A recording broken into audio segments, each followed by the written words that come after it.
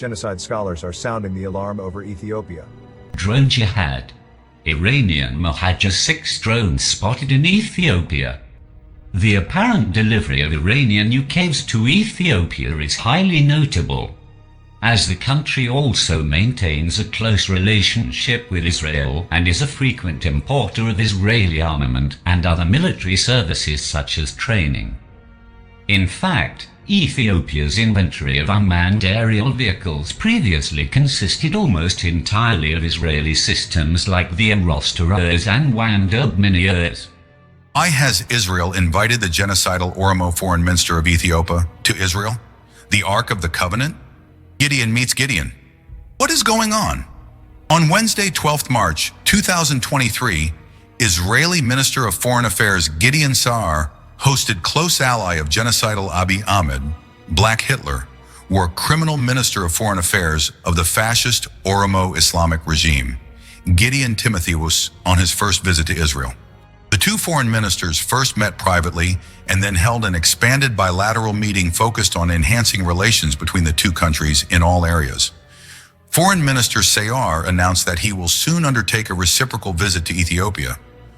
Just a few weeks ago, on February 24th, 2025, genocidal Gideon Timotheus Hesebon held talks with Iranian ambassador to Ethiopia, Eshag al-Habib, an assistant and special envoy to the Minister of Foreign Affairs of the Islamic Republic of Iran, at his office in Addis Ababa.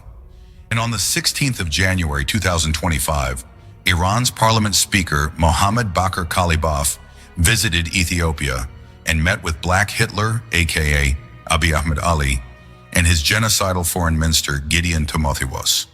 In one of his meetings in the visit, Kalibaf held a meeting with the head of Ethiopian Islamic Affairs Supreme Council, known as the Majlis, Sheikh Ibrahim Tufa. Praising Iran's role in supporting the Muslims of the world, Sheikh Ibrahim Tufa, for his part, said that, "We consider Iran a symbol of the Muslims of the world. Iran's standing against the US and Israel and its supporting for Palestine and Lebanon is an honor for all Muslims," jihadist Sheikh Ibrahim Tufa said. Gideon Timotheus Hesebon is a staunch supporter of Orthodox Christian genocide in northern Ethiopia, where the biblical Ark of the Covenant is kept.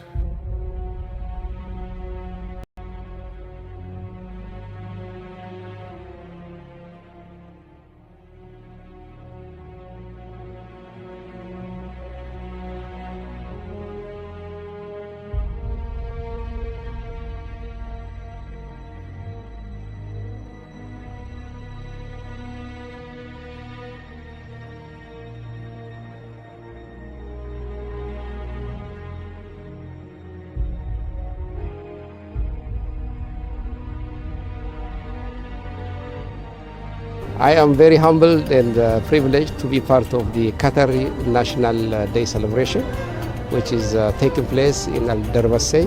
I am very much impressed, with the level of emphasis the state of Qatar has given to preserving culture. And as you know, Ethiopia is also, we are very much a diversified country, also diverse culture. So we can learn from the state of Qatar in how to preserve and develop the culture. We have a very good relationship, very long one, more than 30 years old. I am here to really further strengthen the relationship between the state of Qatar.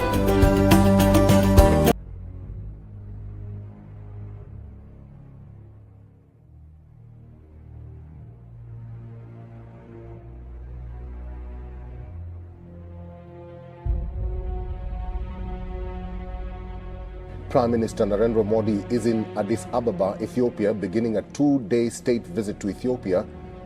The visit comes after the invitation of Ethiopian Prime Minister Abiy Ahmed. In a rare and highly symbolic gesture, the Prime Minister of Ethiopia personally received the Prime Minister of India at the airport. He escorted him to his hotel and spent time with him on the drive.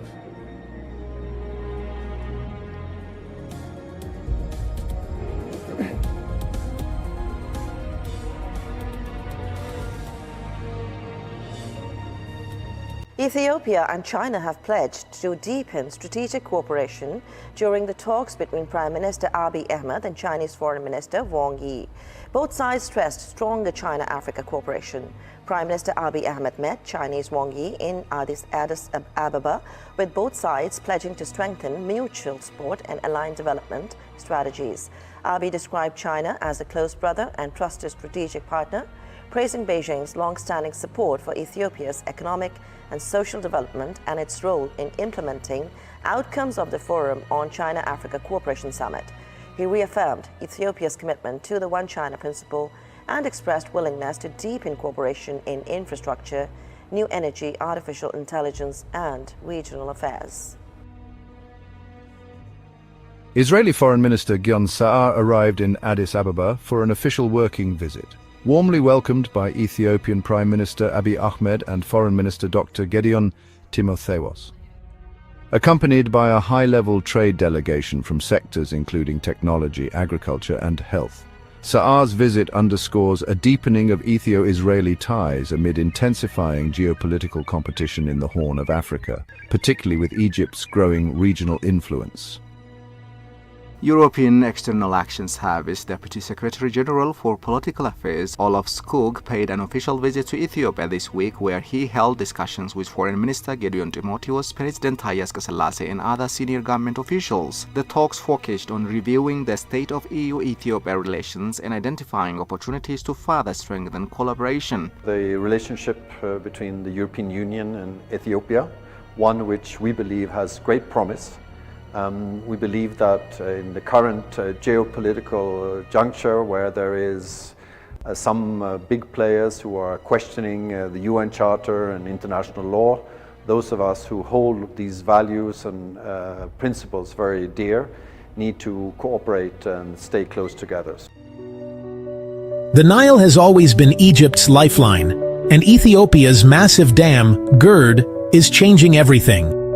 Former United States President Trump first tried to mediate, but that attempt failed.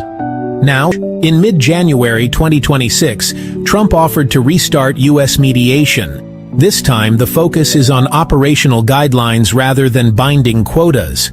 The idea is to encourage dialogue on things like joint management, handling droughts, and even energy cooperation.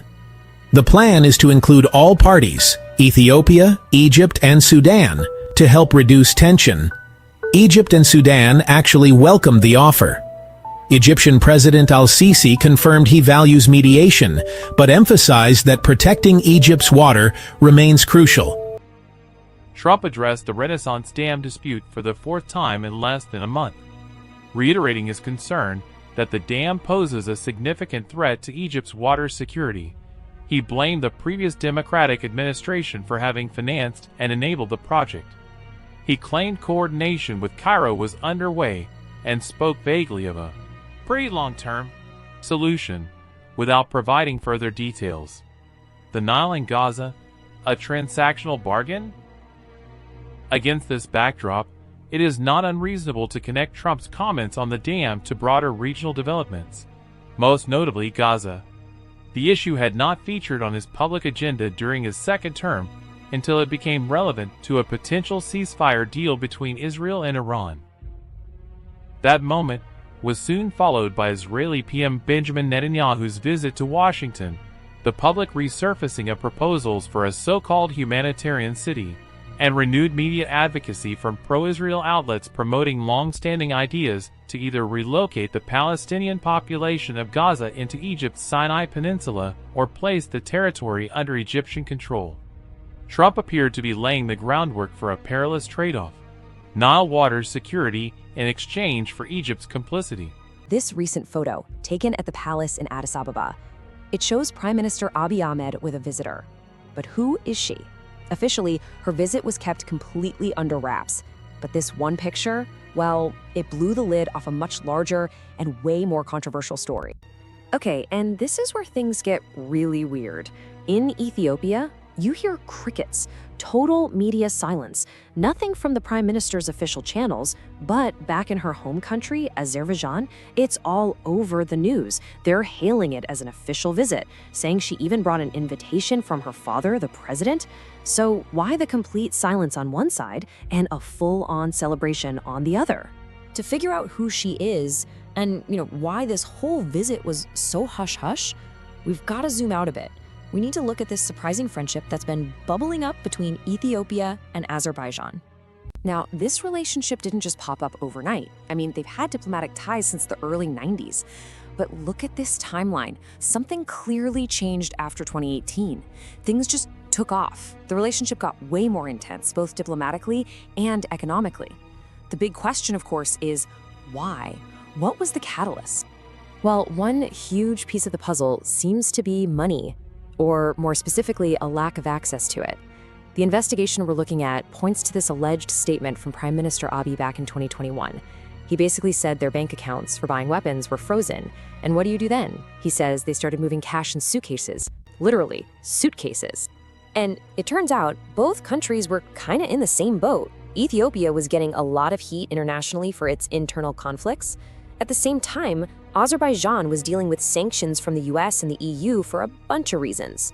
So when you're both feeling squeezed by the international community, what do? The report suggests you start looking for, let's call them alternative friends. Okay, so that brings us right back to the woman in that photo. Because as it turns out, she's not just a visitor, she is smack dab in the middle of Azerbaijan's entire power structure. So who is she? Her name is Leyla Aliyeva.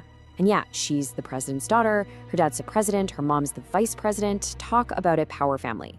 But according to investigators, her role is way bigger than just being the first daughter. Now, you might be thinking, where is all this coming from? Well, these aren't just wild accusations. They're based on some serious investigative journalism. We're talking the Panama Papers, the Pandora Papers, reporting from the Washington Post, massive global investigations that have put the Aliyeva family's finances under a microscope for years. And what's one of the biggest allegations that keeps popping up in these reports?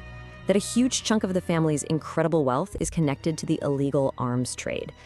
Okay, so with that background, the investigation starts connecting the dots with some very specific, and I mean very large-scale alleged arms deals between these two countries. And just look at the numbers here. We're not talking about a handful of rifles. Between late 2021 and early 2022, the report claims Ethiopia got tens of thousands of Kalashnikovs, heavy machine guns, and get this, over 100 containers of ammunition. That is a massive amount of weaponry. And how was this all paid for? Allegedly with suitcases full of cash, just like the Prime Minister mentioned. The weapons themselves were supposedly flown on a few different airlines, but there's one you really need to remember: Silkway Airlines. Why that one? Because here's the kicker.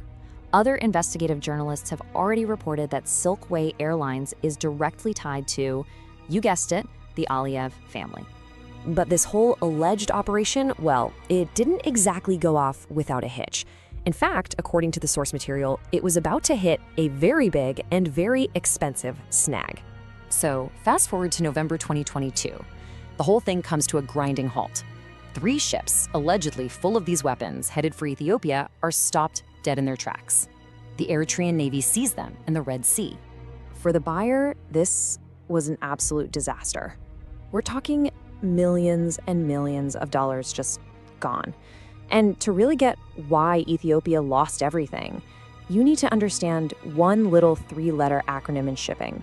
The deal was supposedly done under FOB terms, which stands for free on board. And this detail is everything. It basically means the second those weapons were loaded onto the ship in Azerbaijan, they weren't the seller's problem anymore. Ethiopia had allegedly already paid in full, and from that moment on, all the risk was on them. So these are the ships that were seized: the CMS Palawan, CMS Ijid, and CMS 3. All of them, by the way, were said to be flying the flag of Azerbaijan. And here's the final piece of the puzzle. The company that owns these ships, it's called Caspian Marine Services. And yep, previous investigations have also linked this company right back to the Aliyeva family's business empire. It seems to all be connected. So you've got the alleged arms deals, the suitcases of cash, the family-linked airline, the family-linked shipping company, and then this huge, expensive interception at sea. All of that brings us full circle, right back to that quiet, mysterious meeting in the palace. Which leaves us with one big question, right? Was Layla Aliyeva's visit just a friendly diplomatic hello, like her country's media made it out to be? Or was this something else entirely? A high-stakes business negotiation between a major supplier and a very important customer, maybe trying to sort out a deal that went sideways? That's the real mystery here. German Foreign Minister Johann Wattpohl said that Ethiopia has demonstrated a strong sense of responsibility for peace and security in the Horn of Africa, noting the global significance of maritime stability in the Red Sea. Speaking at a joint press briefing held by Ethiopia's Foreign Minister Gideon Timotheus and German Foreign Minister Johann Wattpohl, the minister noted that Ethiopia showed a great responsibility for peace and security in the Horn of Africa. The minister also said Germany clearly understands Ethiopia's need for reliable access to sea and port infrastructure. He noted that Ethiopia and Germany are celebrating 120 years of diplomatic relations, describing the partnership as long-standing and strong. The two sides also discussed regional, political and security situations in Africa and beyond, and agreed to cooperate on multilateral issues including climate change, security, counter-terrorism and strengthening multilateralism. ማርኮ የነበሩትን ሴቶች ወጣቶች ልጆችንና ልጃገረዶች አረዷቸው። ከዚያ በኋላ አባታችን ያዩት ነገር እጅግ የሚሰቀቅቅና የሚሰቀጥጥ ነበር። የአንዳንዶቹ ጉሮሯቸው ተቆርጧል፣ የሌሎቹ አንጀታቸው ይታይ ነበር። ብዙዎቹ ሴቶች ሕፃናትን ታቅፈው እያጠቡ እያሉ አካላታቸው በክፉኛ ተገሽልጦ በመጨረሻ እስትንፋሳቸው ላይ ነበሩ። እንግዲህ ይሄ ነው ኦሮሞማ ሊያመጣ የሚፈልገው ማለት ነው። እንግዲህ ወለጋ ያየነው ነገር በቡራዩም ሆነ በተለያዩ አካባቢዎች ያየነው ነገር ከ1990ዎቹ ጀምሮ እየተፈጸመ ያለው ይሄ የኦሮሞማ ፍልስፍናና የኦሮሞማ ፍልስፍና ነው። የኦሮሞ ፍልስፍና ማለት የጭካኔ ተግባር ማለት ነው። አንተን የማይመስል ምንም አይነት ካንተ ጋር ግንኙነት የሌለው ለህይወቱ ብሎ እየጣጠረ ያለው እየሰራ ያለው ዝም ብለህ ኦሮሞ ስላልሆነ ብቻ ወይ ስለማይመስል ብቻ በጭካኔ መግደል ማለት ነው። እንግዲህ ይሄ ታሪክ በኢትዮጵያ እየተደጋገመ መጥቷል። ይሄ ታሪክ ተደጋግሞ መጥቷል። እንግዲህ አንዳንድ የታሪክ ጸሐፊዎች እንደሚሉን በዚህ ሁናቴ በኢትዮጵያ ውስጥ ያለቁት የሰዎች ቁጥር ቢቆጠር ከ1 ሚሊዮን በላይ ይሆናል ይላል። እንግዲህ ከ1 ሚሊዮን በላይ እንግዲህ ብዙ ነገዶች ጠፍተዋል፣ ብዙ ብሔሮች ጠፍተዋል። አንዳንዶቹ ተጨፍልቀው፣ አንዳንዶቹ ታርደው፣ በመጨረሻ ላይ ደግሞ አንዳንዶቹ ልክ እንደነሱ ሆነው የጋዳን ስርዓት ወስነው ልክ እንደነሱ ወራሪዎቹ ነው ስራውን ተቀብለዋል። ኦሮሞቹ ነው። እንግዲህ ብዙውን ጊዜ ይህን ኦሮሞማ የሚለውን ጽንሰ ሐሳብ ደግሞ በከፍተኛ ደረጃ በታማኝነት የሚወጡት ያሉ እንደነ በቀለ ገርባ ያሉት መጨረሻ ላይ በሞገሳ ወይ በምን ኦሮሞ የሆኑት ናቸው። As fighter jets prepare to carve patterns across the Ethiopian sky, the moment is about far more than aerial acrobatics. What is unfolding in Addis Ababa is a calculated display of military diplomacy, where air power, strategic alliances, and global realignments converge. The upcoming air show, featuring the Belarusian Air Force, signals not only celebration but intention. Behind the roar of engines lies a deeper message about Ethiopia's evolving defense partnerships and its place in an increasingly complex global order. Ethiopia and Belarus have taken a significant step towards strengthening bilateral defense relations, as the Belarusian Air Force prepares to perform at a major international air show marking the 90th anniversary of the Ethiopian Air Force. The event, which blends commemoration with strategic signaling, comes alongside the formal signing of new military cooperation agreements between the two countries. According to official statements from the Ethiopian National Defense Force, Ethiopia and Belarus have signed 2 separate military cooperation memoranda of understanding aimed at expanding collaboration across defense technology, training, and industrial capacity. In September of the previous year, Ethiopian Air Force Commander Lieutenant General Yilma Merdasa held talks with Belarusian Defense Minister Viktor Krenin, focusing on strengthening bilateral military cooperation.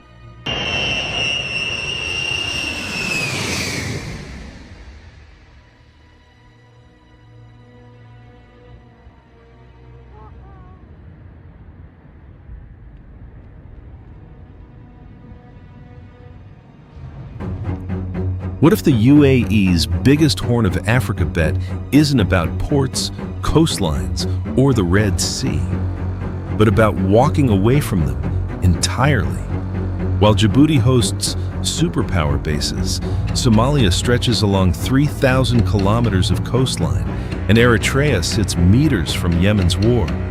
Abu Dhabi quietly chose something else: a landlocked giant. 20 Mirage 2000 fighter jets, billions in factories and farms, a military partnership that rattled Cairo and unsettled Djibouti. No press conference, no grand announcement, just execution. This wasn't charity.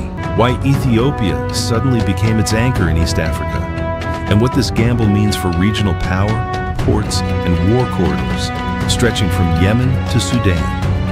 This is Horn Africa Insight, where the Horn's quiet moves speak the loudest.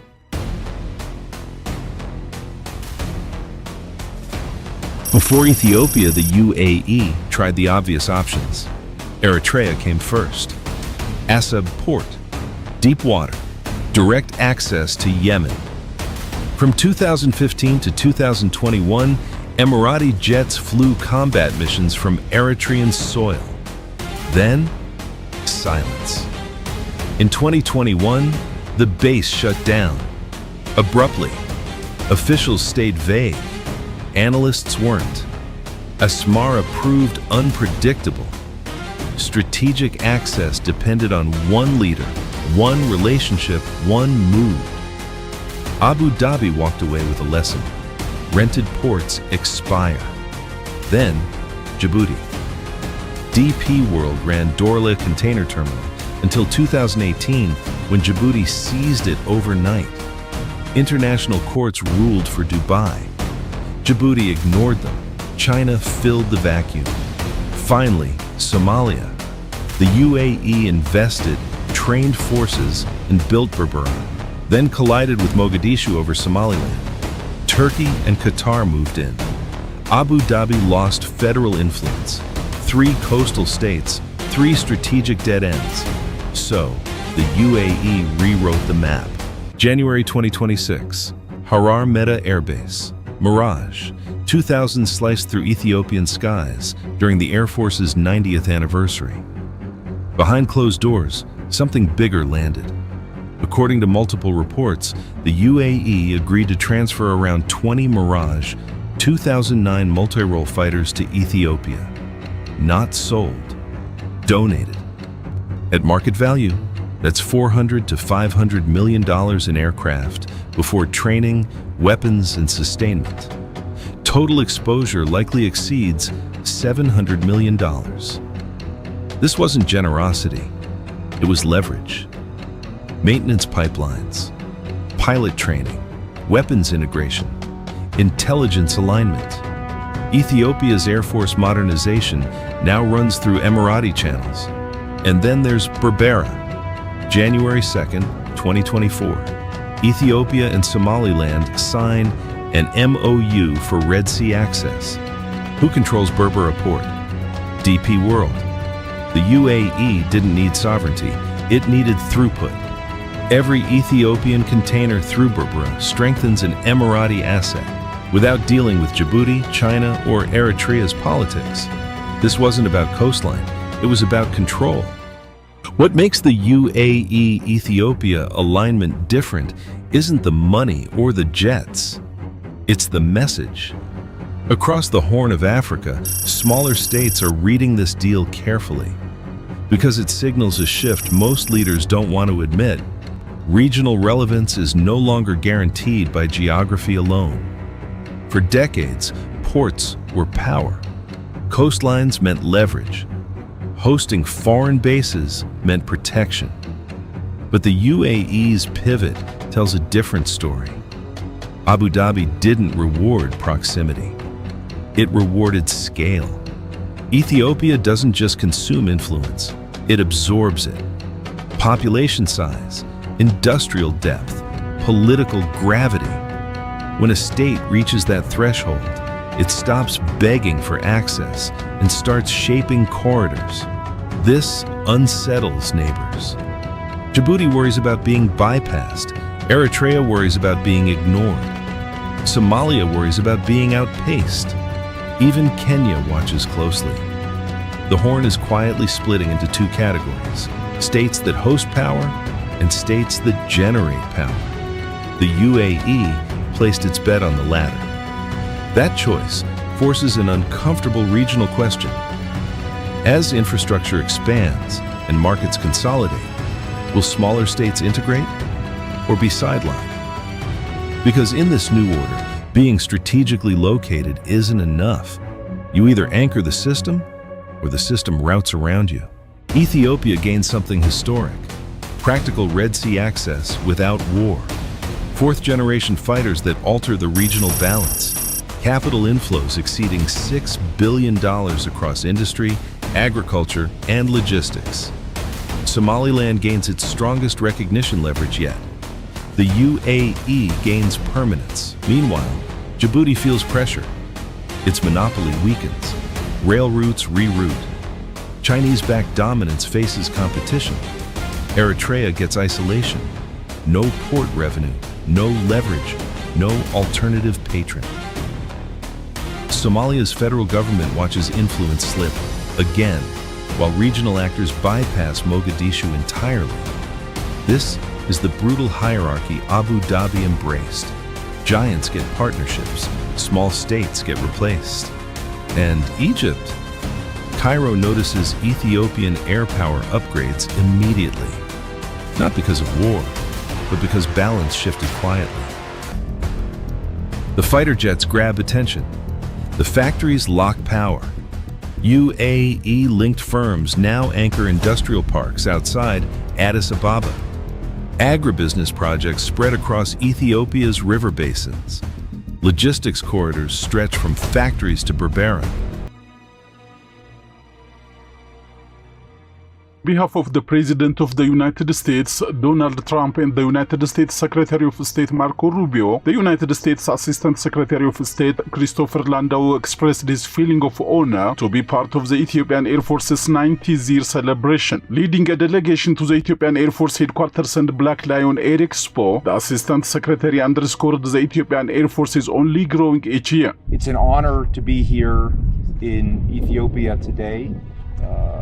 On behalf of President Trump, Secretary Rubio, I've come here with General Anderson to reinforce the very traditional bonds between our countries, which go back the whole 90 years of the Ethiopian Air Force. It's a particular honor to celebrate this wonderful landmark event with you in Ethiopia and to participate in this air show, which we hope will only grow larger every year and bring even more American participation and be part of a deepening of relations between our country, both on the military perspective and on the political perspective.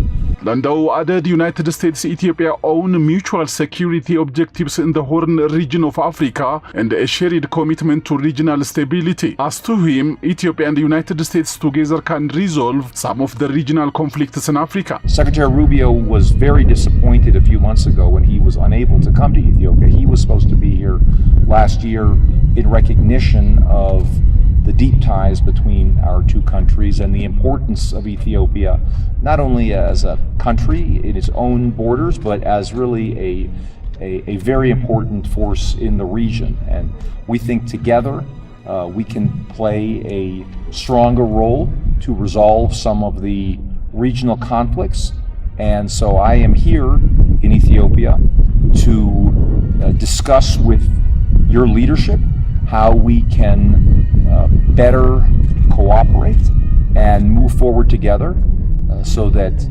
both our countries will be safer, stronger, and more prosperous. That is something that we can achieve much more easily together.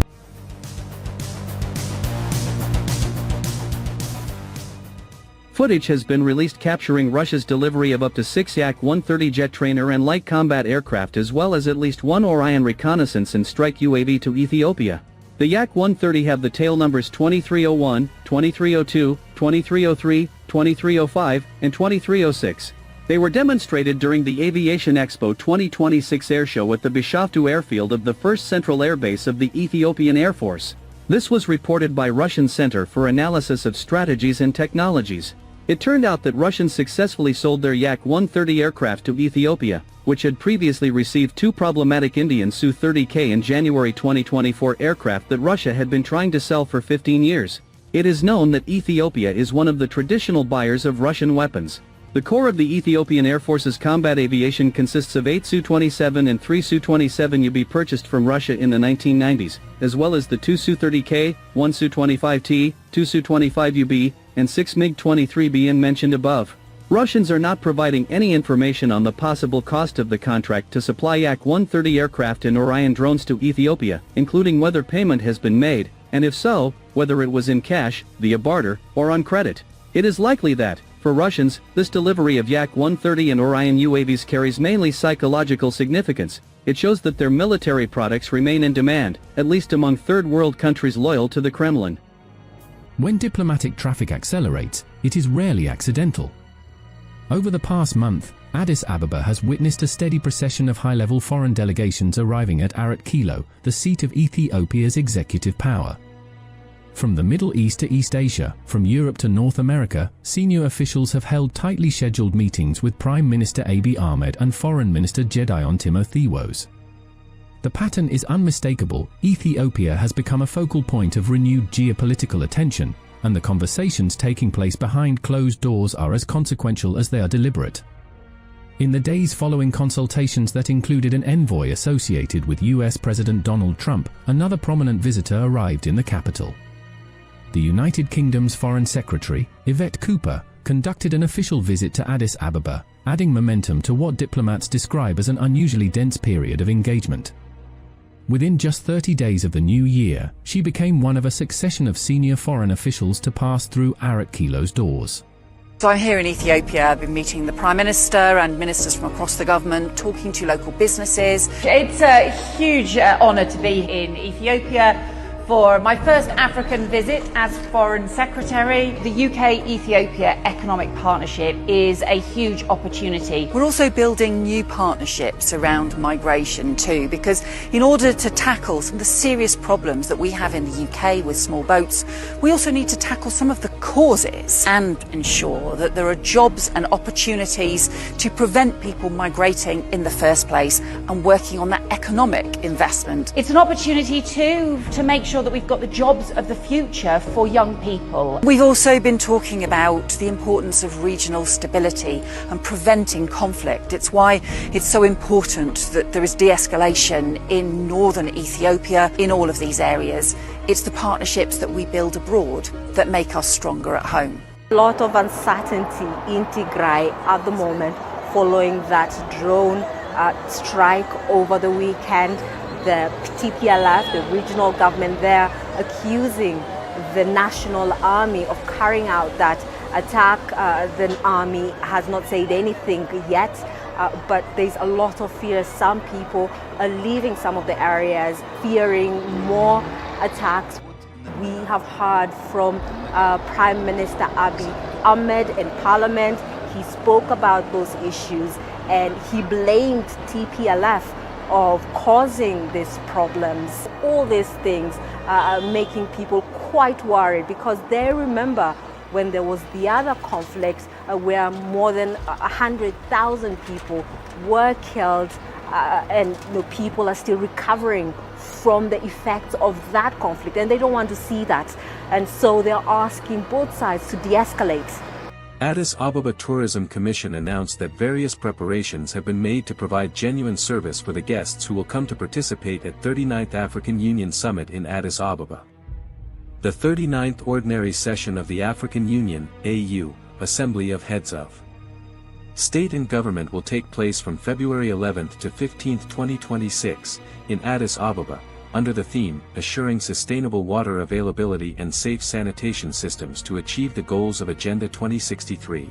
Buongiorno Presidente, io la riporto all'estero, la porto in Africa, perché il governo da lei guidato sta puntando molto sul piano Mattei, quindi le chiedo a che punto sono i progetti che sono stati già decisi, che sono in corso d'opera e se ne sono previsti degli altri. Grazie.